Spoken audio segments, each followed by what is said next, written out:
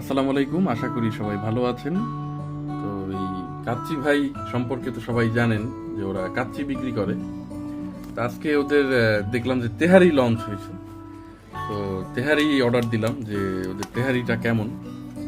তো এই হচ্ছে ওদের তেহারি, সেই সাথে ওদের যে সিগনেচার ডিশ সেই কাচ্চি অর্ডার দিয়েছি।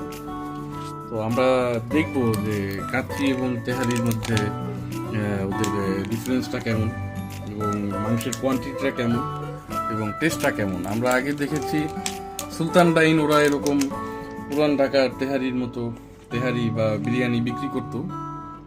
এখন কাচ্চি ভাইও সেটা শুরু করেছে। এটা হচ্ছে তেহারিটা।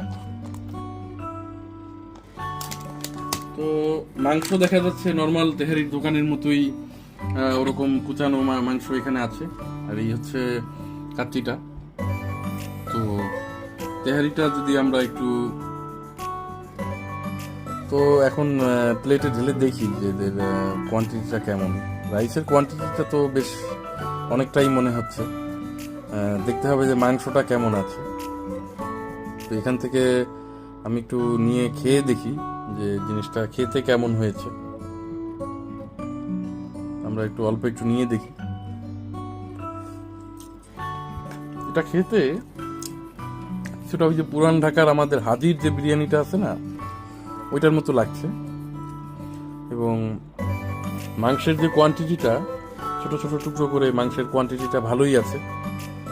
তো যারা পুরান ঢাকায় যে সেই অথেন্টিক মানে হাজির বিরিয়ানি খেতে চান, তারা এটা দুধের স্বাদ ঘোলে মিটাইতে পারেন। খারাপ না, এটা রেকমেন্ডেবল। সেই সাথে এদের কাচ্চিটা তো খুবই মজা, কাচ্চিটা খেতে পারেন। এবং তেহারিটাকেও আমি রেকমেন্ড করছি, খারাপ না। তবে মাংসের কোয়ান্টিটিটা আমার কাচ্চি ভাইয়ের কাছে আবদার থাকবে যে মাংসের কোয়ান্টিটিটা একটু বাড়ান। মাংসের কোয়ান্টিটিটা 250 টাকা 260 টাকা হিসাবে আর একটু বেশি হওয়া উচিত। মাংসের কোয়ান্টিটিটা কম হয়ে গিয়েছে, আর একটু মাংস থাকা উচিত এর ভিতরে। যেমন এটাতে আপনি দেখেন 300 টাকার এটাতে সুন্দর মাংসের পিস দেওয়া হয়েছে। রাইসও কিন্তু কম নেই, আলু আছে। তো এটাতে যেহেতু তেহারি, তো চাইলে আর একটু মাংসটা বাড়িয়ে দিলে আরো সেলিংটাও বাড়বে, ভোক্তারাও খুশি হবে। সবাই ভালো থাকবেন, দোয়া রাখবেন।